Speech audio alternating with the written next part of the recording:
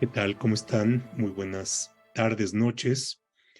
A quienes nos acompañan desde México y creo que también tenemos a participantes desde Chile en el auditorio, así es que bienvenidos todos y todas a este webinario que tiene como rubro general las fronteras del derecho administrativo.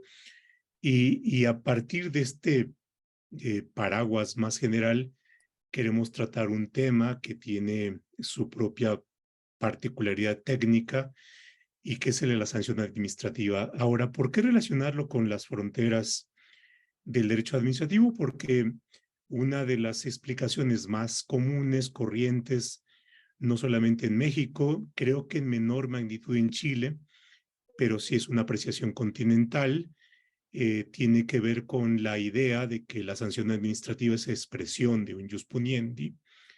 El jus puniendi del Estado es único y que el jus puniendi inevitablemente se relaciona con el derecho penal. Y a partir de esta afirmación viene lo siguiente, que es la aplicación al derecho administrativo sancionador de los principios del derecho penal. Y por lo tanto, se lleva a cabo una especie de tropicalización de los principios tales como la culpabilidad, el non bis in idem, la presunción de inocencia, la taxatividad, reserva de ley, eh, o la prueba en algunos casos como, por ejemplo, en el derecho disciplinario mexicano, el estándar de prueba más allá de la duda razonable, que por supuesto tiene su origen en el derecho penal y particularmente en el proceso penal anglosajón. Se van haciendo estas tropicalizaciones que se introducen bajo la idea de que se aplican, sí, pero haciendo ciertos matices o modulaciones. Y esto, por supuesto, nos pone en el lindero del derecho administrativo y el derecho eh, penal. Y el propósito es poner en discusión este supuesto. Y para esto tengo a dos muy queridos amigos, colegas chilenos, al profesor Juan Carlos Ferrada, de la Universidad de Valparaíso, en Chile. Bienvenido, doctor Ferrada, a su casa, ya lo hemos tenido anteriormente, y nos da mucho gusto que estés aquí presente. Y al doctor Cristian Rojas, igualmente colega administrativista de la Universidad Andrés Bello, igualmente en Valparaíso, Chile. Nuestros dos invitados, junto con el profesor Pablo Méndez, han escrito un artículo que me parece muy interesante, que lo compartí en en los promocionales de este seminario, en donde se pone en discusión esta cuestión de la sanción administrativa, el jus puniendi, y si es posible construir visiones alternativas. Así es que estaremos dándole durante la siguiente hora una serie de vueltas, charla, reflexión, en fin, acerca de esta polémica. Y bueno, pues Juan Carlos, bienvenido. Qué gusto eh, saludarte y saludos hasta Valparaíso. Muchas gracias, Pepe, por la invitación y un gusto compartir con ustedes nuevamente, bueno, contigo y con Cristian. Nos vemos más seguido aquí en Valparaíso y en Chile en general, pero un gusto compartir contigo a la distancia y hablar sobre estos temas que nos interesan bueno, a todos los que estamos conectados en este momento. Cristian, igualmente, bienvenido, Sí, bienvenido a muchas, este webinario y esta muchas charla. gracias, Pepe. Muchas gracias de nuevo por la invitación, por estar entre amigos y compartiendo algunas reflexiones en las cuales hemos estado trabajando, yo creo que los últimos 3 años con Juan Carlos y con Pablo Méndez. Digamos, hemos estado dándole duro en todas las ocasiones que se nos ha permitido y sobre lo cual se han escrito ríos de literatura, ¿cierto? Pero que no llegamos a puerto todavía. Entonces estamos en eso trabajando. Así que Bueno, muchas y gracias. miren, llevamos ya 160 personas en este webinario, así es que son ustedes un éxito en el rating de este webinario. Para iniciar y con la idea de plantear una visión más general y establecer los puntos centrales de la charla, el profesor Rojas ha preparado una presentación con la cual iniciaremos, así es que si la tienes lista, adelante y a partir de lo que tú presentes nos arrancamos con la conversación. Por supuesto, a todos quienes nos acompañan, siéntanse en la confianza de plantear sus preguntas ahí en el chat, las estaremos revisando y bueno, pues por supuesto, en la medida que el tiempo nos los permita, las abordaremos. Así es que adelante, profesor. Esta es una pequeña presentación, tiene 11 láminas, pero conforme lo conversado anteriormente, la idea es un poquito exponer algunas ideas centrales y dar algunos datos. Ensayé un título de una reconfiguración del derecho administrativo, es como una nueva mirada en general, pero también en particular sobre la cuestión de las sanciones. Qué interesante lo que decía Pepe al inicio. ¿Por qué pensar estas cosas? ¿Por qué detenerse a pensar? Porque, bueno, primero siempre hay que hacerlo, ¿ya? Esto nos permite a nosotros ordenar o reordenar cuestiones que se repiten a través del tiempo, pero que empiezan a chocar con la realidad, con las decisiones que van tomando las administraciones públicas, los tribunales de justicia o con el desarrollo normativo. El derecho administrativo siempre es un desarrollo, es un derecho de aquí y de ahora, ¿cierto? Que opera sobre las necesidades. Hay un dato, ¿cierto?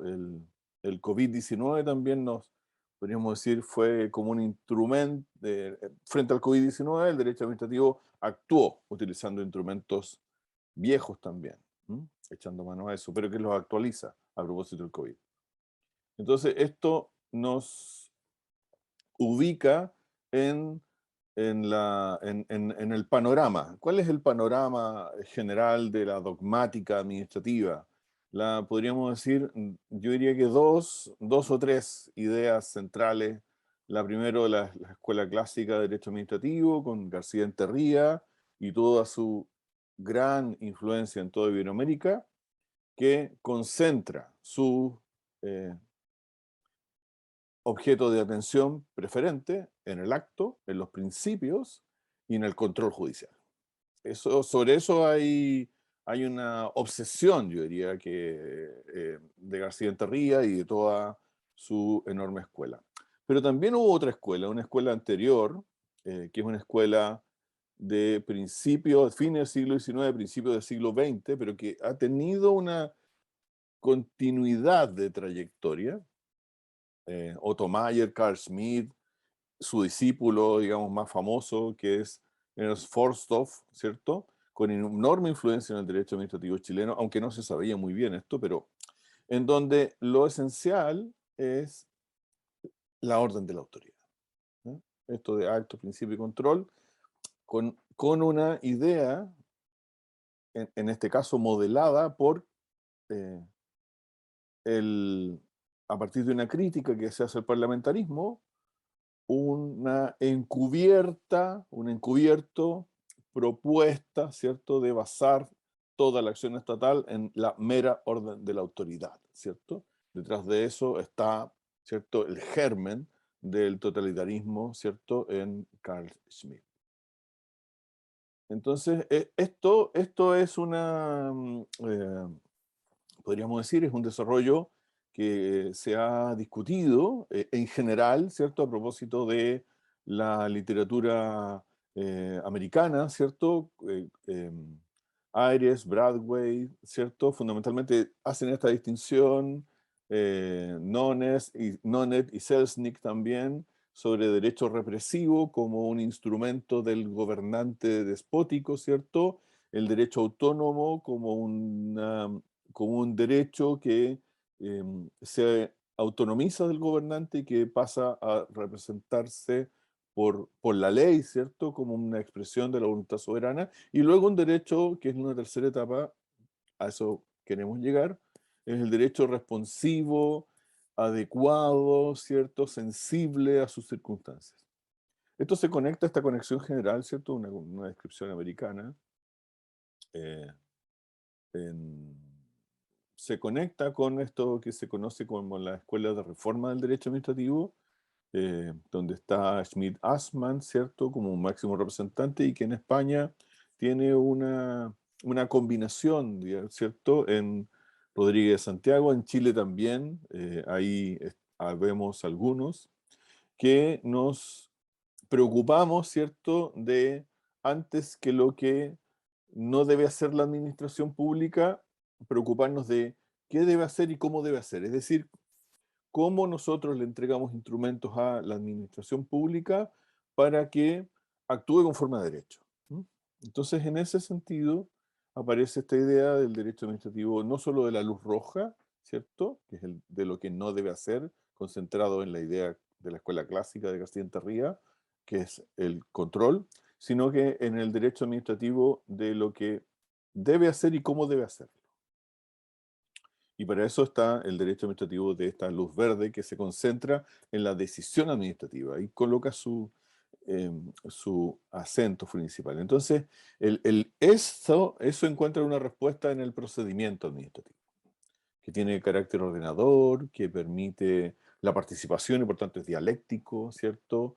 Es transparente, es en principio, ¿cierto?, en principio abierto con conocimiento público. Entonces, ahí encontramos, esto es interesante, encontramos un derecho administrativo que es muy formal, pero que no necesariamente democrático, y un derecho administrativo, yo diría que democrático o con tintes de democratización basados en estos elementos que son algunos muy básicos, como la legalidad o la introducción de la arbitrariedad, pero con otros que son más modernos, como la transparencia, la publicidad, la buena administración. Luego, esto se expresa en una de las actividades, ¿cierto?, que es la potestad sancionatoria, cuya idea general se concentra en la parte de la base de un derecho administrativo no muy desarrollado en torno a una actividad administrativa que al mismo tiempo tiene pocas variantes normativas, ¿cierto? Tiene mucho instrumentario técnico, reglamentario. Entonces, claro, se acude a una idea abstracta, ¿cierto? Principial, si quiere, de el único ius puniendi estatal.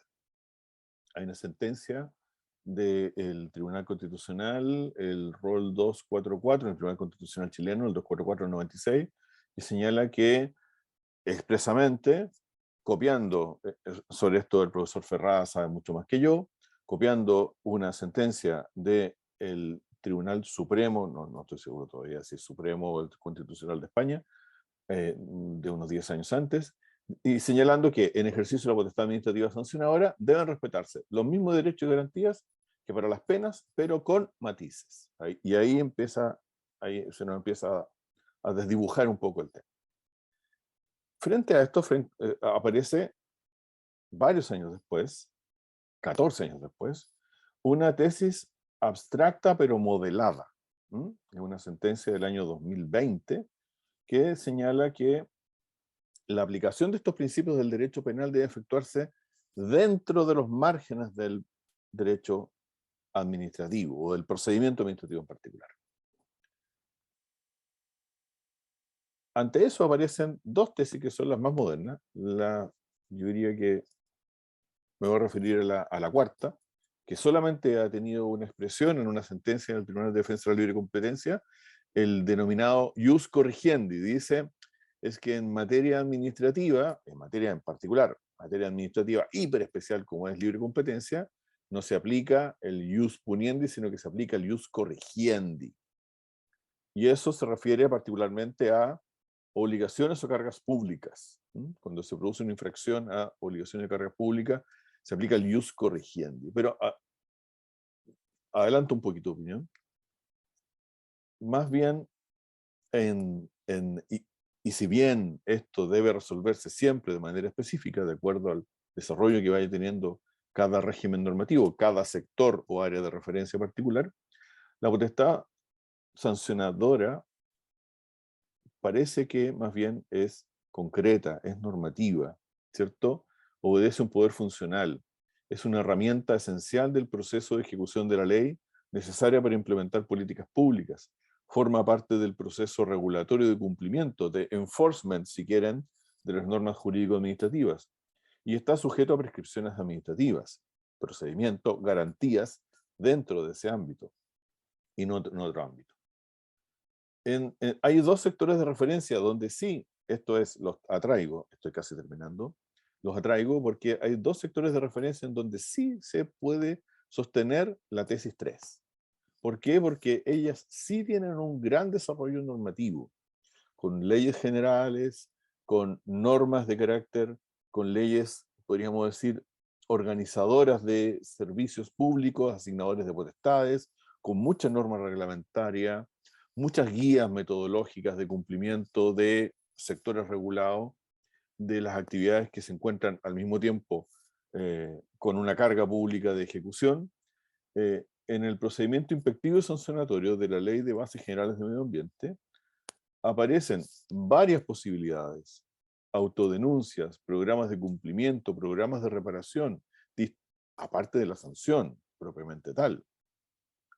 En el procedimiento inspectivo y sancionatorio en materia de aguas, en el régimen general de aguas, aparece la autodenuncia, los planes y programas de cumplimiento. Por ejemplo, cuando se obliga a instalar dispositivos de medición, las personas no los tiene, bueno, se le da un plazo para hacerlo.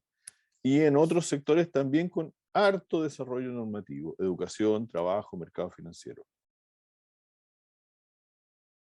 Esto, sin embargo, requiere claramente, si hemos operado durante, desde los años 50, con la teoría tradicional, que tenía toda la jurisprudencia, es difícil hacer este cambio, que es cultural, pero también es de cultura jurídica, ¿cierto?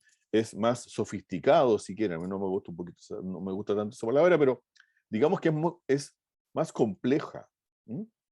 Supone también una justicia que esté a la altura, una comprensión adecuada también de las tareas que le corresponden a cada uno, a la administración pública, tomar decisiones de política pública, a los tribunales de justicia, enjuiciar conforme a derecho, y solo a derecho. El 106.1 de la Constitución Española dice que los tribunales de justicia controlarán la legalidad de los actos de la administración, y cosas que muchísimas veces, por lo menos en el contexto chileno, no ocurre.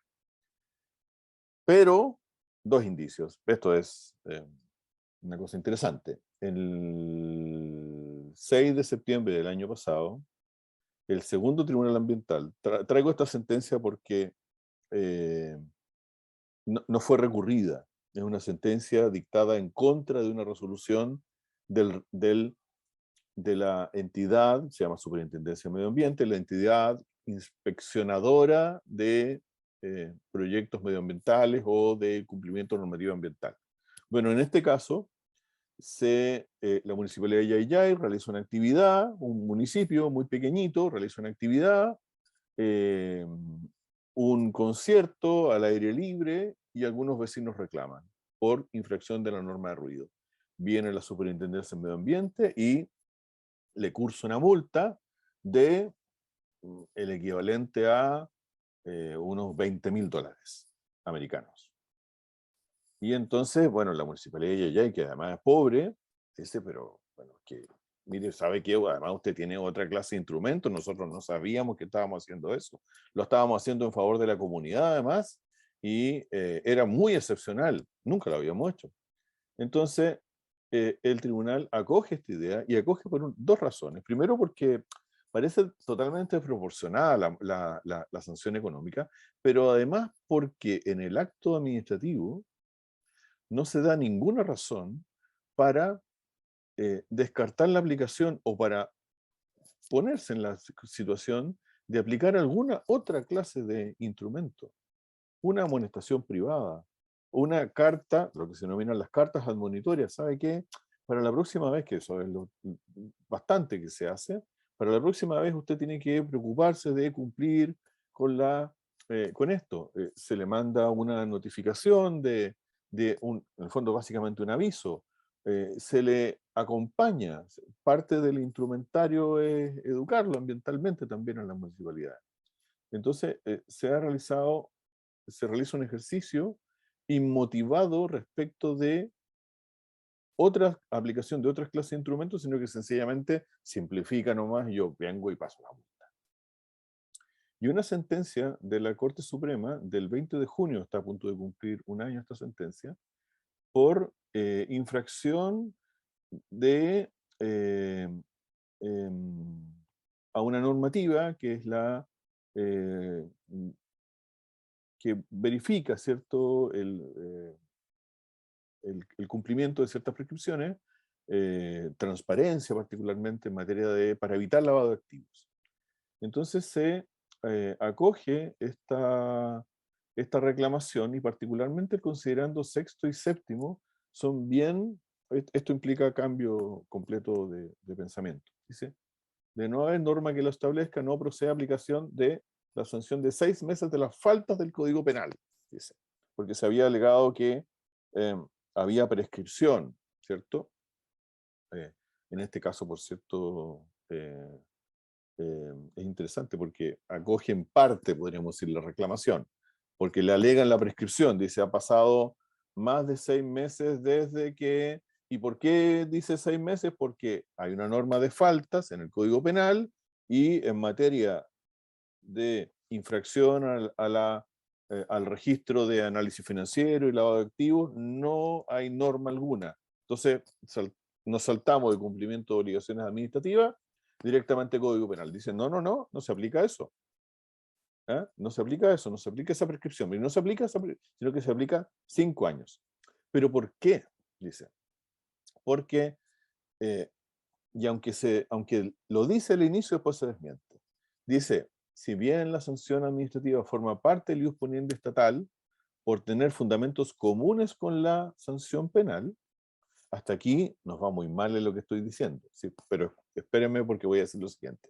Ambas deben ser apreciadas diferenciadamente, dada por la limitada proporción de ciudadanos al cual se aplica, la particularísima función social que desempeña y la finalidad directa a la cual apunta. El derecho penal no es el derecho común como sí lo es el derecho civil que se aplica a los ciudadanos durante toda su existencia. Además, la sanción administrativa no es pena. Entonces, claro, dice, miren, repito más o menos lo que todos dicen, pero en realidad estoy diciendo que en realidad no creo que se aplique las prescripciones del derecho penal. Y eso es lo que tenía por compartirles, como un poquito también para abrir la discusión. Voy a dejar de compartir la pantalla. Es un buen punto de partida. Ahora, para poner como los puntos de la charla, y va para Juan Carlos, creo que una de las partes es de qué se ocupa socialmente el derecho administrativo y de qué se ocupa en una sociedad el derecho penal. Porque a partir de eso creo que podremos establecer las racionalidades y por tanto las diferencias que se pueden concretar en expresiones tales como el derecho penal es jus puniendi, en cambio el derecho administrativo es más enforcement, ¿no? Con este anglicismo. O puede ser más jus imperium, que no es lo mismo que jus puniendi, ¿no? Es de qué manera se garantiza el cumplimiento de las normas o de las reglas que tienen también sus propios fines. Y eso, por supuesto, nos lleva a la distinción entre que el derecho penal es más retribucionista y el derecho administrativo puede tener una finalidad más constructivista. Y ahí meto un poco esta cuestión de la escuela, digamos, de la corriente alemana con Schmidt-Hansmann, con la idea de la conducción o con la idea de la dirección, y la dirección para cumplir ciertos propósitos sociales y generar ciertas consecuencias sociales. Y creo que ahí viene una buena parte de la reflexión que ustedes han hecho y por supuesto en algo que en México es menos conocido en el lenguaje jurídico, que es la idea de la responsividad. Entonces, ahí creo que hay una reflexión importante que ustedes han hecho, Juan Carlos, sobre estos temas, ¿no? Sí, a ver, yo creo que, a ver, nosotros hemos El derecho administrativo, yo creo que latinoamericano en general, eh, en este tema ha seguido, yo creo, muy de cerca la construcción que decía Cristian de la doctrina clásica española. Em, y la doctrina clásica española, García Enterría y otros autores, digamos, de los años 50, 60, que fueron los que fundaron prácticamente el derecho administrativo con la famosa escuela de García Enterría, eh, lo que hicieron fue construir un derecho administrativo de controles y garantías en el marco de una dictadura, que era la dictadura franquista. Y a propósito de esa dictadura y la aplicación de las potestades que tenían también la administración en ese momento, lo que se trató fue construir un haz de garantías o de controles o de derechos también de los ciudadanos frente al poder. Em, eso explica que las sentencias la aparición de las sentencias del Tribunal Supremo en los años 70 en España, eh, que construyeran esta idea del derecho administrativo sancionador a partir de la idea del derecho penal. Y esta idea del ius puniendi estatal único, que explica muy bien su origen en el libro que seguramente muchos conocen, el libro de Nieto, de Alejandro Nieto, que explica todo ese trayecto y que, bueno, que se consolida con la Constitución del 78 y luego con la jurisprudencia del propio Tribunal Constitucional. Sin embargo, y eso es lo que recogemos en Latinoamérica. Cristian decía que había una sentencia famosa en Chile del año 96 que recogía un poco esta tesis, y que si uno mira esa sentencia, en realidad es una sentencia que eh, copia, digamos, para qué decirlo de una manera más eufemística, traslada desde el derecho español la tesis está y la copia, digamos, tal cual. Ahora,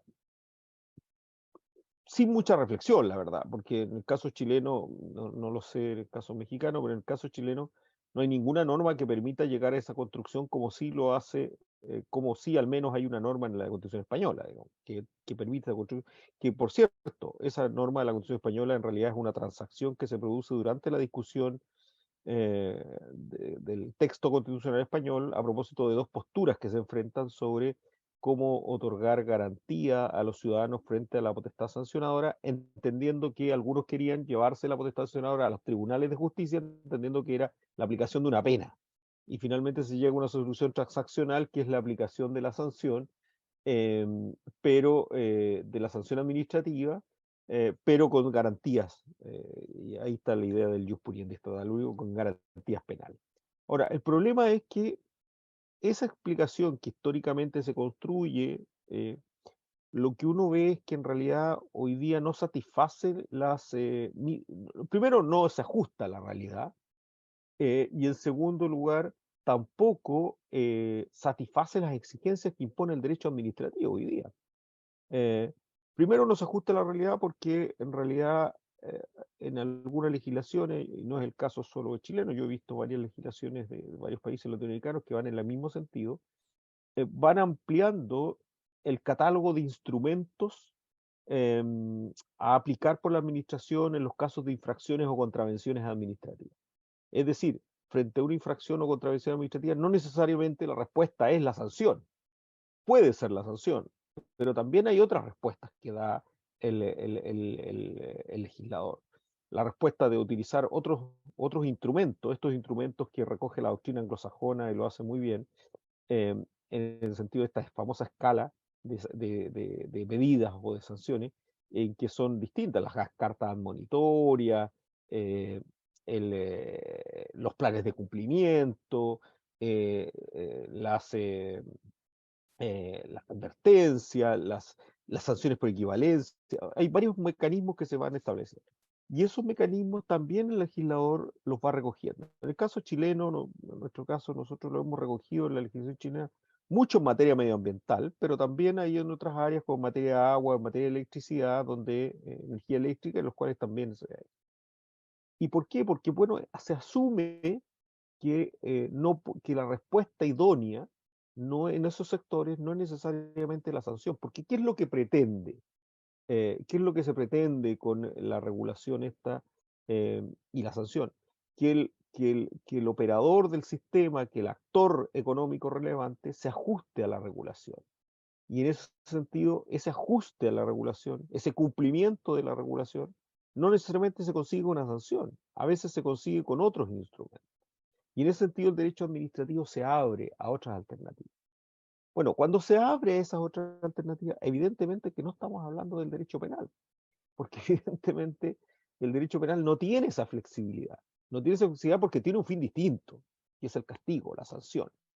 En cambio aquí lo que se trata es, en realidad, lo que se trata es de buscar que los actores económicos, sobre todo en materias de económica relevante, en sectores económicos relevantes, se ajuste el comportamiento a, a esta regulación, porque finalmente lo más importante es que el mercado funcione, el mercado de esos sectores funcione. Y para que funcione ese mercado, bueno, a veces hay que recurrir a otros métodos. Ahora, como bien decía, y no alargarme mucho más, Cristian, y yo creo que Pepe también lo planteaba en ese sentido, esas son respuestas que de alguna manera se construyen a partir de otra mirada del derecho administrativo, no solo del derecho administrativo sancionador, sino también del derecho administrativo, que no solo se construye a partir de los elementos típicos eh, eh, sobre los cuales se ha convertido, sobre todo el acto administrativo, el procedimiento y el control, sino que además se parte de otros presupuestos o de otras necesidades que es necesario cubrir, que el derecho administrativo tiene que cubrir. Y para eso la legalidad penal o la taxibilidad o la culpabilidad penal no se ajustan, evidentemente, no permiten dar una buena respuesta para esos supuestos. Em, yo diría que lo más interesante, digamos, desde esta perspectiva es que en realidad el derecho administrativo asume de alguna manera sus propias limitaciones con el instrumental original, digamos, con el instrumental que nos hemos formado todos del siglo XIX y buena parte del siglo XX, ¿no? Y entiende que hay que también dar apertura a otros mecanismos, a otros instrumentos. Y esos instrumentos son útiles en la medida en que se satisfacen los fines que se quieren conseguir con la regulación administrativa. Ahora, ahí es donde yo creo que esta visión de que hay que aplicar los principios del derecho penal a la sanción administrativa se enfrenta a sus perplejidades. Y en la medida en que ya no puede explicar esta otra racionalidad, entonces emplea estos términos de los matices o las modulaciones que o bien conducen a ciertos despropósitos o bien no dicen nada y esperan decirlo todo, ¿no? Entonces son palabras un poco huecas en la explicación más técnica del tema, ¿no? Y bueno, por ejemplo, en México, para separarse de esto y explicar ciertas sanciones en cuestiones regulatorias, aceptan los tipos abiertos, ¿no? Que viene siendo pues la negación de la propia taxatividad. O, en fin, y ahí encontramos digamos, estas insuficiencias. Ahora, yo consideraría cierta preocupación desde el lado de las garantías, en el sentido de que se plantea, bueno, es que si no aplicamos los principios del derecho penal que elevan, por supuesto, el estándar de garantías, entonces caemos en el otro extremo. ¿Y cuál es el otro extremo? Aplicaciones caprichosas de la sanción, baja de estándares de seguridad jurídica, en fin. Y ahí es donde creo que hay una carga para esta visión alternativa de decir, bueno, efectivamente habría una disminución de las garantías de defensa. Esto implicaría que nos coloquemos en el lado de aplicaciones mucho más discrecionales y caprichosas y subjetivas por parte de la autoridad administrativa, por supuesto con el riesgo de autoritarismo y con el riesgo de arbitrariedad, o podemos prescindir de estas categorías del derecho penal y establecer garantías de debido proceso, de seguridad jurídica, en fin, que vendrían igualmente a cumplir la función de racionalización del poder, ¿no? Y creo que ahí está como uno de los retos. Creo que, Cristian, ahí me gustaría escucharte. Ya planteaste algunos de los aspectos en la parte introductoria, pero creo que ameritaría una mayor ampliación de esto. En ¿Tienes silencio, tu Cristian. micrófono ahí bloqueado? Sí, digo que estaba pensando en lo mismo a propósito de las reflexiones de Juan Carlos, porque, y de la pregunta muy, digamos, muy pertinente de Pepe. ¿Por qué? Porque el asunto está de alguna manera, esto es lo que quiero decir, de alguna manera esto es un tema metodológico, de alguna manera esto es un tema metodológico. Es decir, cuando nosotros no tenemos regulación administrativa que se haga cargo de los temas sancionatorios, probablemente valga la aplicación o la idea del único ius puniendi estatal. Valga eso. Y es más, valgan probablemente también las garantías penales hasta un cierto punto. Por ejemplo, el tema del choque, por ejemplo, entre la persecución de fines objetivos que debe alcanzar la administración pública versus tipicidad, por ejemplo. Es decir, las fórmulas tradicionales eran cualquier infracción a las normas contenidas en este ordenamiento jurídico, no sé, agua, mina, electricidad, salud, educación, eso, cualquier infracción a las normas será sancionado con multa de, no sé, 50, en el caso de nosotros decíamos 1 a 100 UTM, que es algo así como $10 hasta $1000. Eran más o menos las fórmulas tradicionales. Entonces, cuando eso pasa, claro, por supuesto, probablemente, en algunos casos puede ser muy superior, qué sé yo, pero cuando los sistemas jurídicos empiezan a sofisticarse, no puedo aplicar eso porque me choca con la realidad normativa, podríamos decir. La realidad normativa, entonces, porque la realidad normativa me dice que, por ejemplo, nosotros tenemos una ley de procedimiento administrativo solamente desde el año 2003. Pero claro, entonces la realidad normativa me muestra que un procedimiento administrativo sancionatorio se puede seguir perfectamente con las prescripciones de la ley general de procedimientos administrativos, porque no es una ley especial para algunos, sino que es una ley general. Entonces yo ya no voy a seguir por consiguiente las normas en materia de procedimientos, podríamos decir, en materia procedimental, procesos penales para las sanciones. Pero luego el resto de los otros factores, culpabilidad, ¿cierto? Antijuridicidad y otros elementos que son propios del derecho penal, por ejemplo, la tipicidad legal. Es decir, la descripción de la conducta debe estar solamente en la ley, si no está en la ley descrita la conducta no puede haber sanción, ¿cierto? No se aplican en materia administrativa por unas muy buenas razones, particularmente porque tienen desarrollos normativos autónomos propios. Entonces también es un tema metodológico de alguna manera. Y eso por consiguiente empieza a poner precisamente en cuestión otro ámbito. Estoy pensando en estos ámbitos especiales, donde se ha puesto muy fuertemente en cuestión la aplicación de estos principios penales, es en el ámbito, por ejemplo, pesquero en Chile, porque tiene una regulación muy compleja en el ámbito educacional también, muy compleja y muy desarrollada, pero bastante tardía. Entonces, claro, cuando yo empiezo, digo yo, mire, ¿sabe qué? Estos son los 4 principios que se rigen para el derecho penal, que son los mismos que deben regir, porque aquí estamos aplicando sanciones.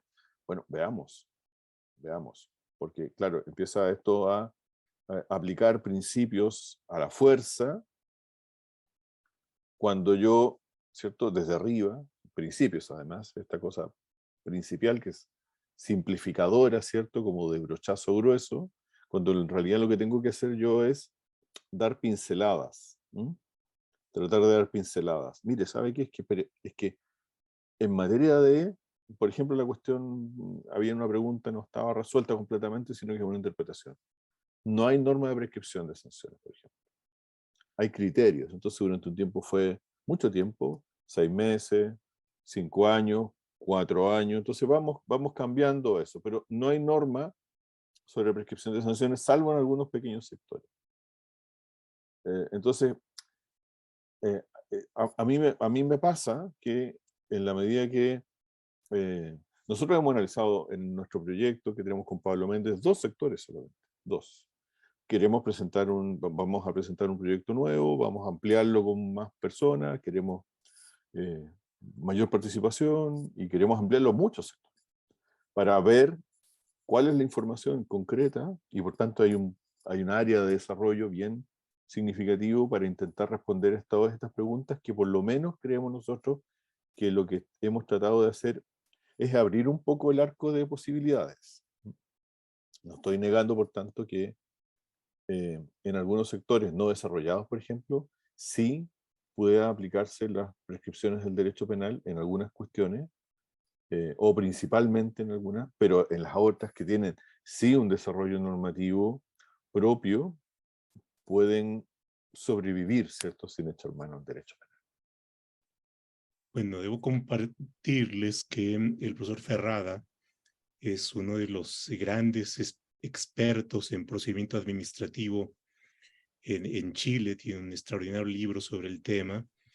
Y en esta misma perspectiva, desde tu visión más procesalista, es en el procedimiento administrativo, eh, la visión alternativa a la idea del jus puniendi tendría algún sacrificio en las garantías, por ejemplo, del debido proceso, de la defensa de los presuntos infractores, de tal manera que podamos ir construyendo las garantías procesales del procedimiento sancionador sin recurrir a esta idea fuerte de las garantías del derecho penal? Ujú. Mira, a ver, dos cosas. Yo creo que, por un lado, em, eh, como bien decía Cristian, el procedimiento administrativo ha sido la respuesta en el caso chileno para construir garantías al margen del derecho penal. Y garantías que de alguna manera recogen em, las garantías generales del ciudadano frente a los poderes de la administración, incluyendo el poder sancionador, o la potestad sancionadora. Y en esas garantías se recogen garantías que se ajustan mejor que el derecho penal al derecho administrativo. Em, Voy a mencionar los ejemplos. La motivación del acto administrativo, ¿ya?, que en este caso es la motivación de la sanción administrativa, es un estándar exigido, un estándar que se exige a la administración para aplicar la sanción, que hoy día uno podría decir que es más riguroso incluso que el derecho penal, pero es más riguroso no en el sentido de una exigencia formal, sino es más riguroso en el sentido de que hay una revisión por parte de los jueces de cómo se construye finalmente el razonamiento de la administración para llegar a esa sanción. Y no para llegar a una sanción, para llegar a esa sanción. ¿Ya? Las leyes en general, en el caso chileno al menos, construyen sus sanciones con un ámbito de flexibilidad muy grande. Es decir, sanciones que van, como decía Cristian, de $10, ya no a 1.000, sino a 10 millones de dólares. O sea, son sanciones que tienen un amplio abanico. ¿Y cómo se controla que no hay no hay arbitrariedad en la aplicación de la sanción? A través de la motivación del acto. Y en eso los jueces han sido especialmente rigurosos en analizar cómo se construye. Ahora, en el ámbito concreto que tú planteabas del debido proceso, la verdad es que yo creo que yo creo que en todas partes ha sido más o menos similar. La construcción del debido proceso ha sido una construcción que se ha hecho, claro, a partir del derecho penal, no hay ninguna duda. Ahí se construyó el debido proceso especialmente, o con mayor rigor, digamos. Pero luego ese mismo concepto del debido proceso se ha aplicado a los distintos sectores construyendo distintos tipos de garantías que no son similares. O sea, en el ámbito penal, tiene un contenido, pero el ámbito civil tiene otro contenido, en el ámbito administrativo tiene otro contenido. Hay algunos contenidos similares, pero que no son estrictamente los mismos, ¿ya? No son estrictamente los mismos. ¿Y por qué? Porque se han tenido que necesariamente flexibilizar. Y en ese sentido, ese concepto del debido proceso, que es un concepto ya más general, ha tenido que aterrizarse en el ámbito administrativo a partir de ciertos o con ciertas modulaciones que permiten construir y aplicarlo, por decir algo. La independencia o imparcialidad del juzgador en el ámbito de la sanción administrativa, eso es imposible, porque es la administración la que impone, no es independiente del aquel que va a aplicar la sanción. Sí, después se va a aplicar el debido proceso en la revisión propiamente del de la sanción. Pero el debido procedimiento administrativo también se aplica a la hora de aplicar la sanción, pero de una manera distinta porque parte de presupuestos distintos. La legalidad, que bien se mencionado, la legalidad, no hay legalidad estricta en materia sancionadora administrativa. Nadie reconoce la legalidad estricta. Al contrario, muchas del catálogo de infracciones están contenidos o en normas reglamentarias, lo que en derecho penal sería inaceptable. No hay ningún penalista que sostendría, yo diría, en ninguna parte que pudiera establecer tipos penales en reglamentos, digamos, salvo los casos estos de leyes penales en blanco, que es bien además un tema bien criticado por la doctrina. Eh, pero en la materia administrativa eso es muy común. Incluso más, en algunos casos hay contravenciones administrativas que se construyen no a partir de enumeración de contravenciones o infracciones, sino a partir de ciertos deberes generales de conducta. Y por lo tanto, la infracción a esos deberes generales de conducta constituye la infracción administrativa. Es decir, hay una manera de ver la legalidad administrativa en este caso, o de una manera distinta. Claro, la doctrina tradicional, la jurisprudencia tradicional va a decir, no, aquí hay un principio de legalidad con matices, como bien dice la jurisprudencia más clásica, digamos. Pero en realidad no es que hay un principio de legalidad con matices, es que es otro principio, que no es la legalidad. ¿Ya? Uno podría decir, es una especie de principio de juridicidad flexible, si uno quisiera. Pero es otro principio que se parece en algún sentido a la legalidad, pero que en realidad no comparte, yo diría, los criterios generales. Lo mismo ocurre, yo creo, con la culpabilidad. En algunos casos la culpabilidad, desde luego, requiere algún elemento subjetivo en algunos sectores regulados. Pero en la gran mayoría de ellos, o en una buena parte de ellos al menos, la culpabilidad se construye a partir de la infracción simplemente normativa, como una culpabilidad objetivada, una como contravención normativa, simplemente. ¿Y por qué? Por los deberes específicos que se establecen, o incluso por el nivel, por la peligrosidad de la conducta, o por la relevancia del actor en ciertos sectores económicos regulados. Por ejemplo, en materia de mercados financieros, por ejemplo, donde no se, que la culpabilidad queda muy disminuida porque en realidad, como son actores económicos relevantes que conocen el mercado, bueno, la infracción, la propia contravención genera finalmente la imputación de responsabilidad. Y por lo tanto, entonces yo diría que las construcciones no se ajustan exactamente en materia penal y son construcciones propias por los sectores. Ahora, esto no significa que va a ser la misma construcción en todos los sectores. Y en ese sentido yo creo que todos los países de alguna manera, o todas las legislaciones, han ido matizando o han ido distinguiendo sectores de una manera distinta. Es decir, la sanción administrativa, por ejemplo, en el ámbito de los funcionarios públicos, o sanciones disciplinarias, es distinta a las sanciones administrativas en materia de sectores económicos regulados. ¿Ya? Es claramente distinta. Y es distinta, a su vez, en los ámbitos, por ejemplo, de la policía sanitaria, a propósito del caso del COVID que nos ha golpeado fuertemente hace un par de años. Y por lo tanto, entonces, quizás las respuestas no son uniformes, las respuestas son mucho más diversas, son más flexibles en distintos sectores porque las necesidades y los fines son distintos. Entonces yo creo que hay respuestas distintas. Por cierto, un dato, y con esto termino esta parte. El texto que está discutiéndose en Chile a propósito de la nueva constitución, que ha pasado una primera etapa, que es de la comisión experta,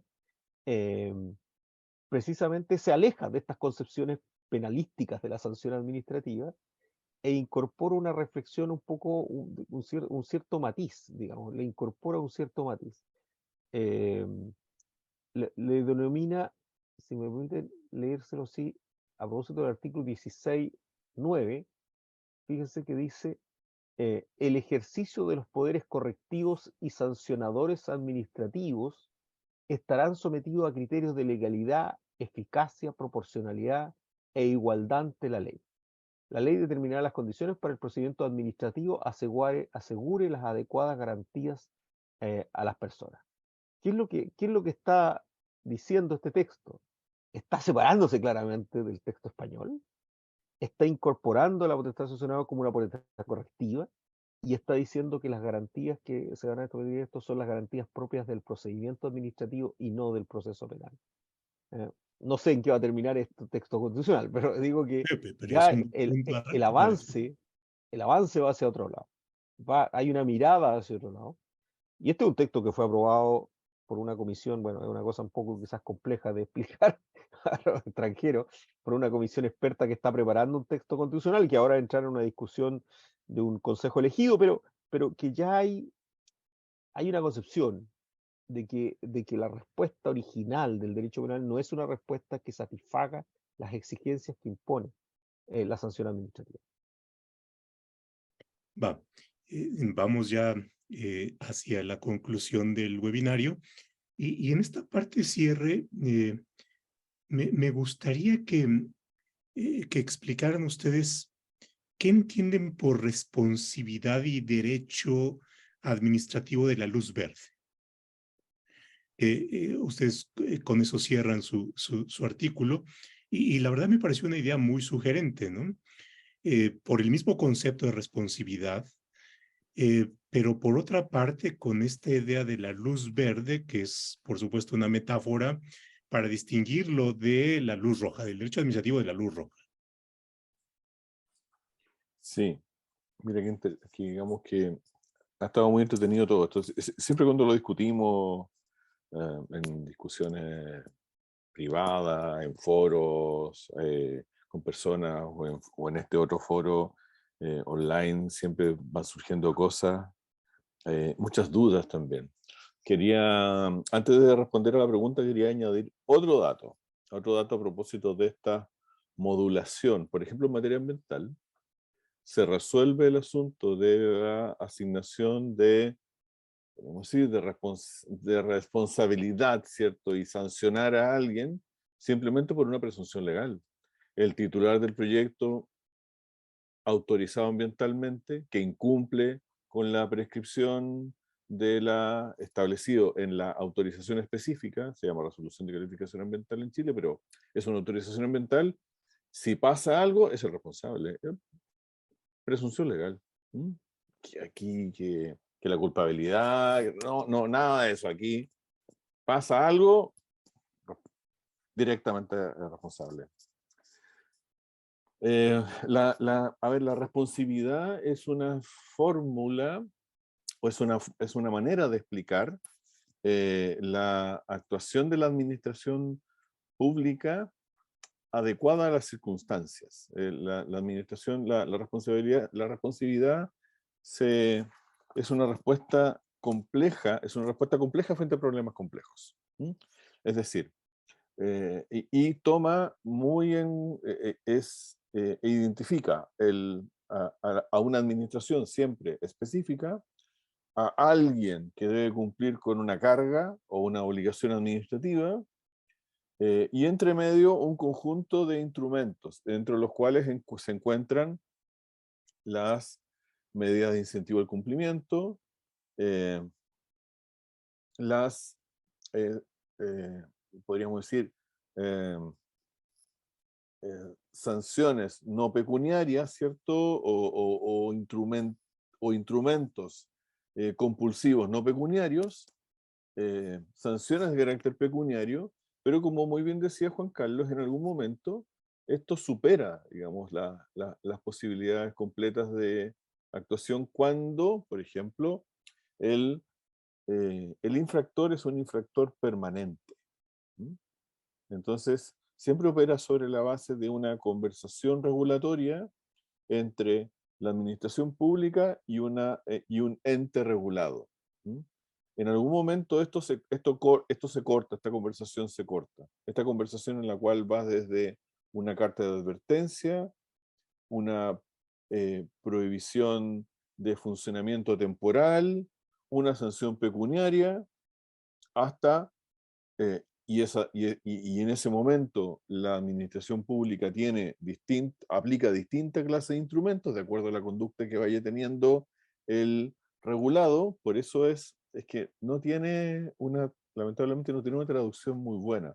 Yo ensayé en un libro que publiqué el 2019 el concepto de receptivo, pero no tuvo ninguna recepción, podríamos decir, por parte de la doctrina. Entonces, digamos que sigue llamándose responsivo, pero es una palabra en lengua inglesa que es responsive. En el mundo de la psicología se utiliza como sensible, ¿m? Adecuado a las circunstancias, al paciente en este caso al regulado, que la administración pública va tomando decisiones para que cumpla con la ley. El objetivo de este caso es no sancionar, ¿cierto? Porque es una respuesta sencilla, ¿cierto? Infracción-sanción es una respuesta del mundo binario, ¿cierto? Un mundo dialéctico, ¿cierto? Y si infringe, lo sanciono. No, esta es una respuesta que tiene que tener la administración, es un cambio de cultura, es un mecanismo sofisticado, podríamos decir, de enforcement, ¿cierto? De lograr que se cumpla con la ley a través de la utilización de distintas medidas adecuadas a la conducta que tiene el regulado. ¿Hasta qué punto? Hasta que el regulado ya no tiene vuelta, ¿cierto? No hay caso con él, es una infracción, es un infractor contumaz, y en ese caso puede llegar a sacarlo del sistema. Es decir, el sacarlo completamente del sistema implica quitarle cualquier clase de autorización que tenga para funcionar, por ejemplo, y prohibir su funcionamiento de manera permanente y para siempre. Perseguir también la responsabilidad penal de la persona jurídica, para terminar con la persona jurídica, por ejemplo, también. Y eso son las más gravosas, podríamos decir, en el último término. Más incluso que eventualmente aunque sean muy altas, las sanciones pecuniarias, porque esas te permiten seguir funcionando. Pero estas otras no te permiten seguir funcionando. Y eso es lo que podría más o menos decir sobre responsabilidad. Profe Ferrada.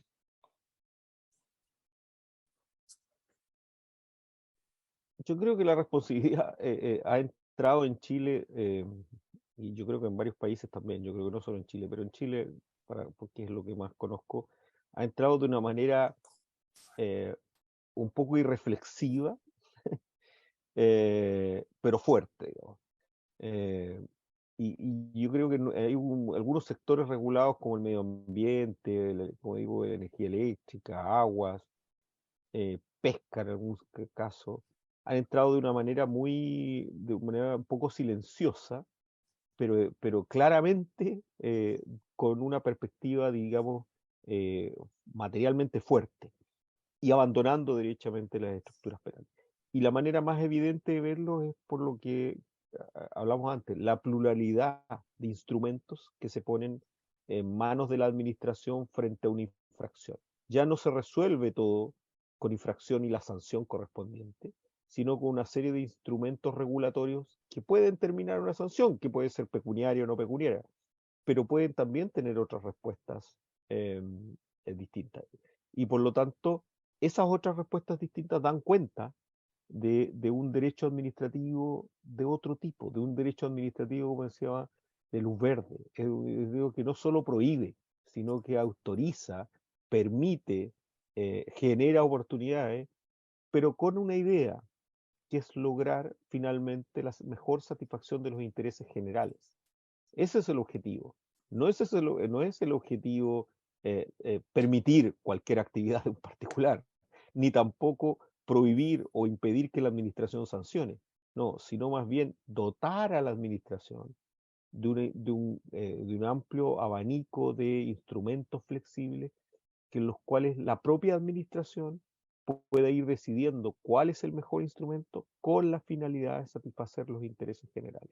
En ese sentido ya no es un derecho administrativo solo de luz roja, sino también de luz verde, aunque en algunos casos, como bien decía Cristian, la luz roja se va a aplicar, porque en algún momento ya el particular, bueno, va a recibir una sanción pecuniaria o no, dependiendo del tipo de infracción que se cometa. Sí, por supuesto, ¿no? Finalmente es un último recurso y es expresión del propio ordenamiento jurídico. Esto es, si tomamos en cuenta esta idea más kelseniana, la coacción, la consecuencia es una condición del ordenamiento jurídico en su conjunto, no es solamente el derecho penal, ¿no? Y por supuesto, cuando lo vinculamos inmediatamente al derecho penal, creo que nos ahorramos una discusión de teoría del derecho, ¿no? En fin, de sistema jurídico, de funcionamiento de orden jurídico, de eficacia, de efectividad del ordenamiento jurídico en su conjunto, y de ahí la idea, por supuesto, el enforcement, ¿no? Bueno, caray, qué buena sesión. Miren nada más, 231 personas aquí estamos y por supuesto ha sido un gusto. Como todos los temas, esto da para más y por supuesto ya iremos imaginando nuevas formas de participación. Mi invitación al profe Juan Carlos Ferrada y al profesor Cristian.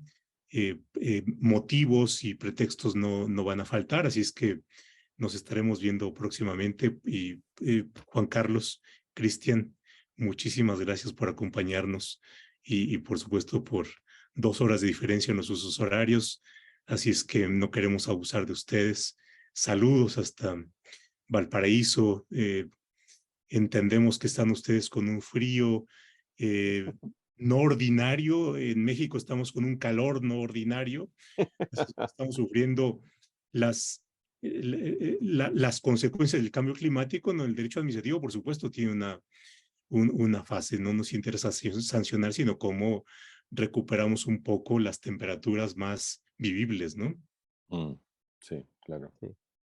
Bueno, muchísimas gracias a ti, Pepe, por esta conversación. La verdad es que nosotros con Cristian, como él explicaba, estamos en un proyecto de investigación, entonces generalmente estamos conversando estos temas y nos alegra mucho poder conversar también con otras personas y contigo allá en México para también tener las propias reflexiones. Nosotros tenemos intuiciones, estamos trabajando, no hemos terminado este proyecto, pero queremos seguir desarrollándolo, pero es interesante también compartir experiencias. Yo creo que esto es una reflexión que ustedes están haciendo en México, nosotros en Chile, y creo que también en otras partes de Latinoamérica también se está discutiendo sobre esto, y hay una visión un poco más amplia, más rica, más enriquecedora de esta reflexión, digamos, tan gruesa que se hizo a principios de los años 90 en nuestros países, que requieren una vuelta más, digamos. Y eso yo creo que estas instancias como esta nos ayudan.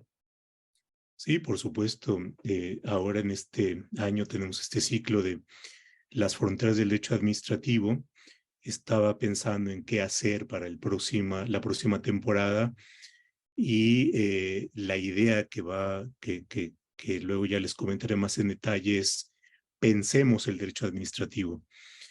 Y más o menos la mecánica es invitar a colegas que trabajan en México o en distintos otros países a presentar textos, ¿no? Y por supuesto compartirlos antes y hacer webinarios, pero a partir de un texto en donde se someta a discusión, ¿no? Y de esta manera creo que podríamos ir enriqueciendo las reflexiones que, pese a las peculiaridades que tenemos en Chile o en España o en México, no dejamos de compartir, digamos, conceptos, discusiones teóricas que van más allá de las fronteras. Y yo creo que esto, y por supuesto, enfrentamiento de problemas que van más allá de las meras límites de las fronteras nacionales, ¿no? Entonces, va por ahí la idea, así es que, por supuesto, llegado el momento, los estaré invitando para que nos den una idea del avance de las investigaciones que ustedes están desarrollando por allá. Muchas gracias, Pepe. muy agradecido una vez más de la invitación y de poder compartir también con Juan Carlos, aunque estamos en la misma ciudad, pero las ocupaciones nos separan habitualmente, pero y de compartir sobre todo con los asistentes que porfiadamente siguen a esta hora, que con estas horas de diferencia, de todas maneras en México no es temprano igualmente. Así que, bueno, encantado y cuando quiera. Pues muchísimas gracias. Muy buenas noches. Hasta luego. Hasta la próxima. Ya, bueno,